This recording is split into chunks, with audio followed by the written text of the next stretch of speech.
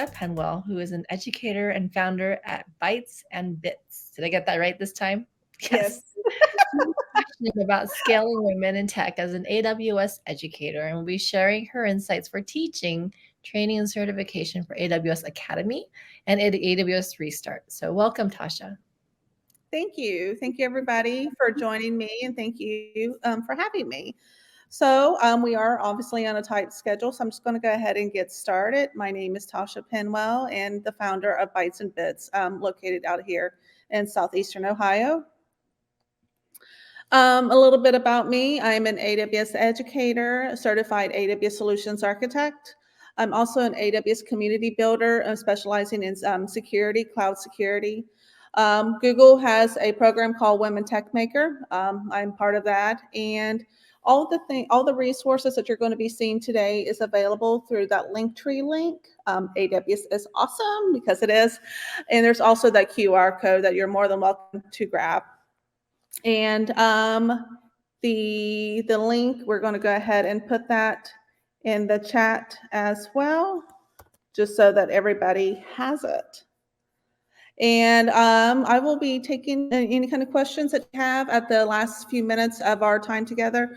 So please feel free to put them in the chat, and I'll be reviewing them as we go along, or after we finish, I'm sorry. So why AWS? So first of all, AWS stands for Amazon Web Services, and it is one of the most in-demand skills that's needed in technology today.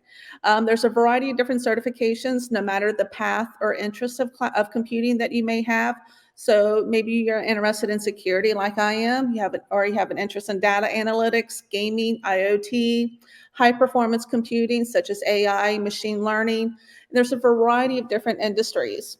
And I always tell my learners that, to find something that you're the most interested in. For me, it's security.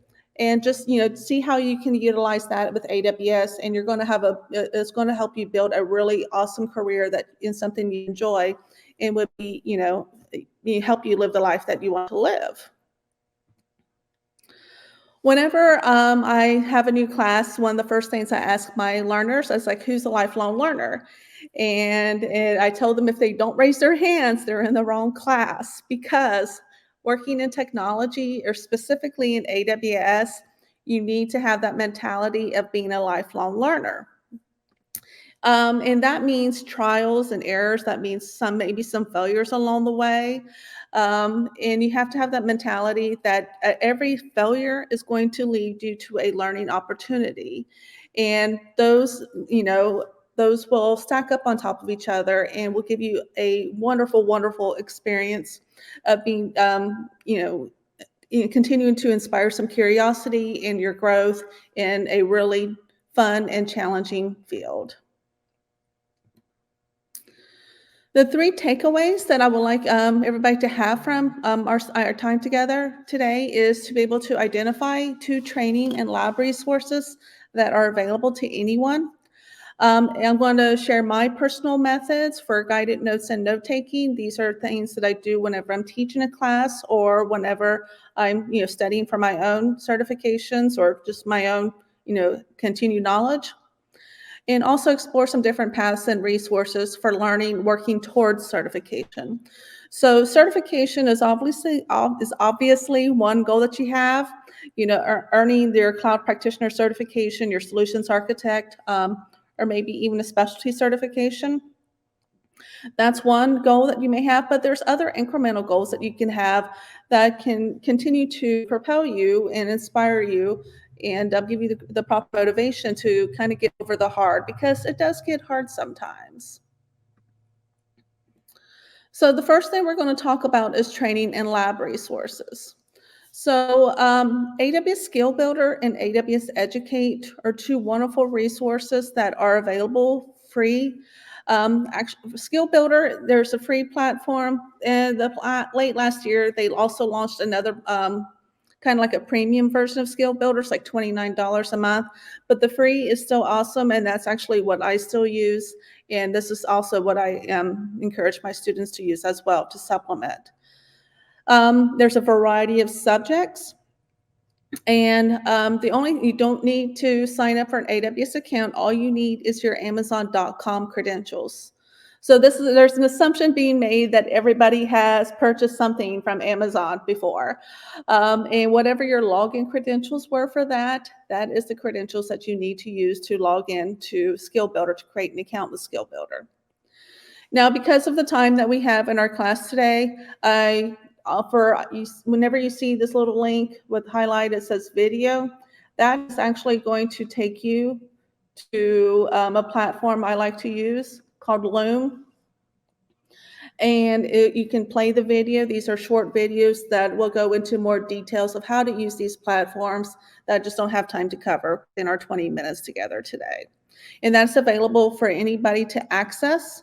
One of the things that I really like about this platform, for anybody who's not familiar with it, is like you can hit play, and I'm just going to go ahead and mute that.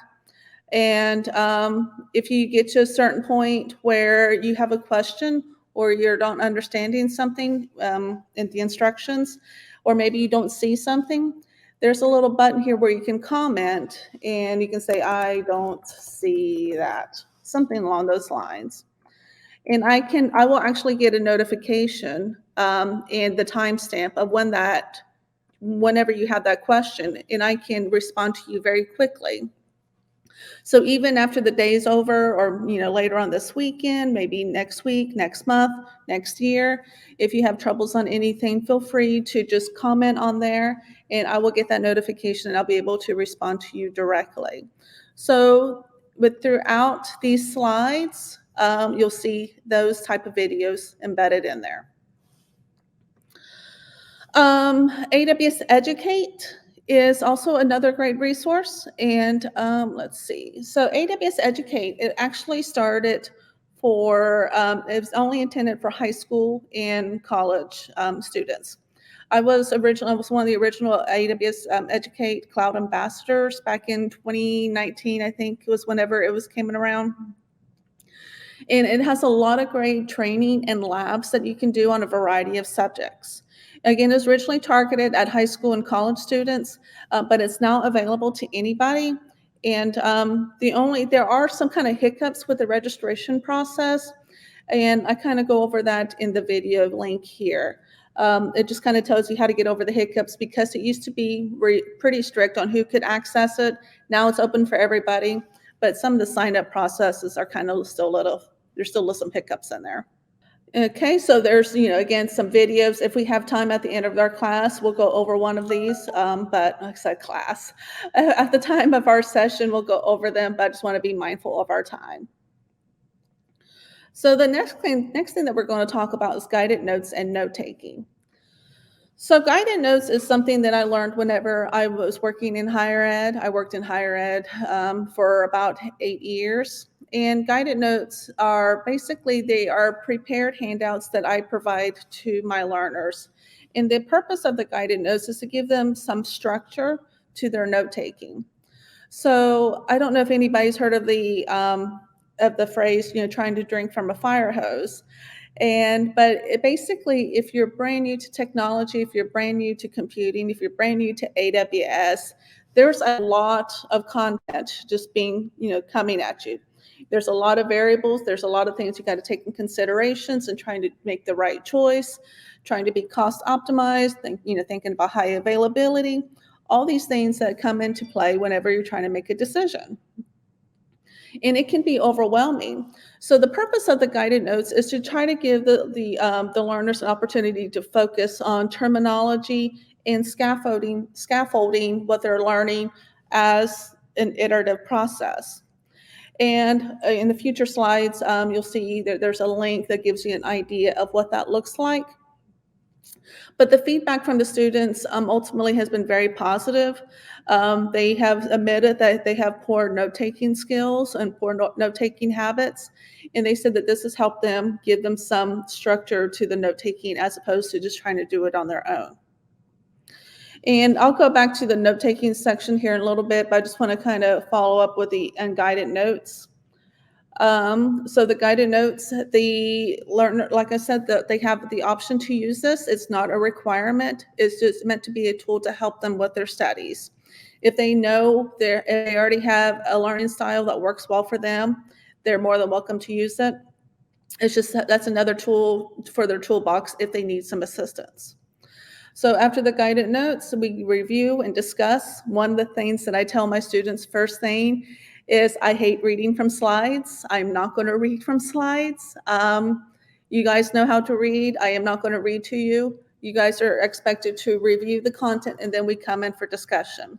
So we have a review and a discussion, and we also do some knowledge checks. It can be in a game format, such as using Kahoot, or just do the knowledge check that's provided by AWS as part of their curriculum.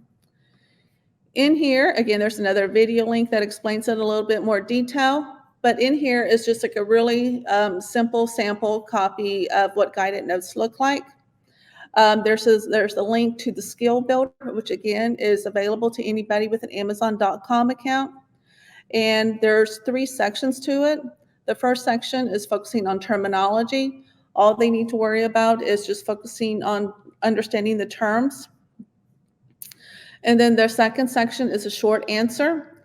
And again, they're going through the content and going through and filling in the blanks, kind of like a scavenger hunt.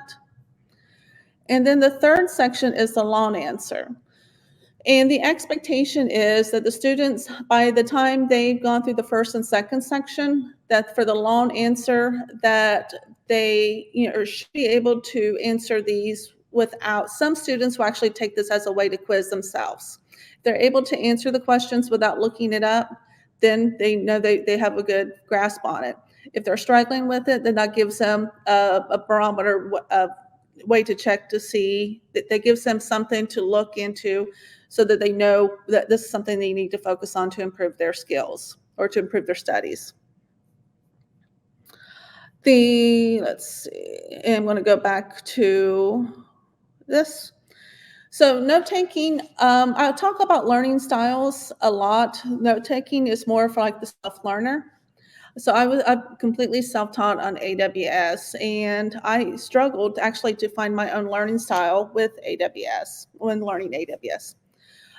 Whenever I was in school, whenever I was in high school and college, I didn't really develop good study habits. I'm one of those people that I was talking about have not developed good study habits. And I had to, improve on my study habits because AWS was just challenging to me. And that's why I still enjoy it. It still challenges me. But I had to find something that worked well for me. And for what I've learned is note-taking, like improved a lot more on the note-taking. And sometimes I'll do something more creative, like using Canva or Figma to create some sort of infographic, or even look a little book with characters. It has a creative outlet when I feel like I need to be creative, like I cannot do any more analytical.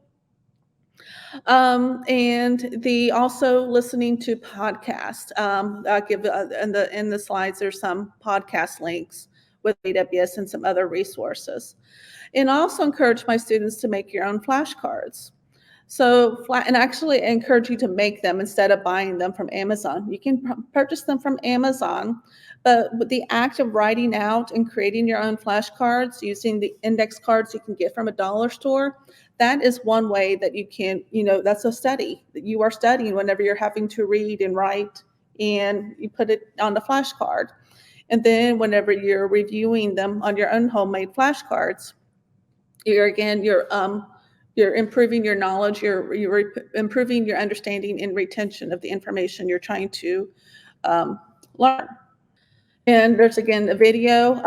This is one of the feedback that I've gotten from my learners about guided notes. And as you can see, she talks about, guided notes have really helped her a lot. And she says that she would quickly lose patience reading the text and will lose track of what she was reading. And I'm the same way. Like if I'm trying to read something, I have to make a conscientious effort to ignore any squirrels or shiny objects that's coming in my way, because I will get distracted. And she likes to fill in the blanks, and it shows that the important point to note down and remember, and it gives them, some guidance, something very pointed to, this is what they need to focus on, ignore and remove all the distractors. And then showcasing the accomplishments. So AWS Educate, again, was one of those resources that I introduced earlier. And whenever you are, I have my students actually doing this right now with their AWS Academy class. They have courses that you can take and you can earn a badge. So those badges is after, storage, or these two right here is compute and storage. And you can, finish the course in there and you'll earn that digital badge. That is a digital badge that you can share it on LinkedIn and other platforms. It's a small accomplishment towards your larger goal, which is the certification. So if you go in AWS Educate, these are the different badges that you can do. And again, there's a video on it. With Skill Builder, you also get certificates of completion. After you complete a course, you'll get a certificate of completion again, and that's something that you can share on LinkedIn. When I worked in higher ed, whenever I completed it, I would actually send it to HR, and my dean, who was my supervisor, is like, hey, I am doing this. Put it in my portfolio, so whenever there's an opportunity, remember that I'm doing this. I'm going, trying to, be mindful of our time. There's also Skill Builder learning badges, and these are just similar to the AWS Educate badges. They're just a little bit different, and they are a lot more on the time. You can see like 62 hours, 11 hours, 9 hours, etc. But these are also badges that you can learn, again, and share it on platforms such as LinkedIn. And there's a video on that. Building a digital presence using LinkedIn. This gives you, so if you're struggling on how to build your LinkedIn profile, there is some tips on how you can do that if you are an AWS Academy learner, or if you're in some sort of similar program. Finding your path. So AWS has some resources. If you're looking, if you know what kind of role you're wanting to be in, cloud practitioner, developer, DevOps, or if you have a particular type of specialty, like I said earlier, mine is security. And you can go through here, and I know I'm going fast, but I'm just trying to again be mindful of the time. They have a ramp-up guide, and these ramp-up guides can give you some specific pathway of specific resources with the links and the types and the amount of time. And it gives you some, because it's a lot of different things. If you just try to go into AWS and try to figure out what you need to know, this gives you a specific pathway based off whatever interest you want to have to build your career in. And again, mine is security. So this could give you some guidance on specific resources that, to help build that career for you to meet your career goals. And let's see, a video on that. White papers, staying awesome with AWS white papers, blogs, podcast. Victoria Seaman, she's an advocate. She's awesome. If you don't follow her on LinkedIn, she is just constantly sharing great resources. So I highly recommend checking her out and following her on LinkedIn. And then these are my how you can find me. Thank you. Yes. I think we're out of time, but thank you so much. I think this was very, very helpful and educational and a great resource. Thank you again for your time. And we're going to hop to our next and last session of Elevate. So thank you. Thank you.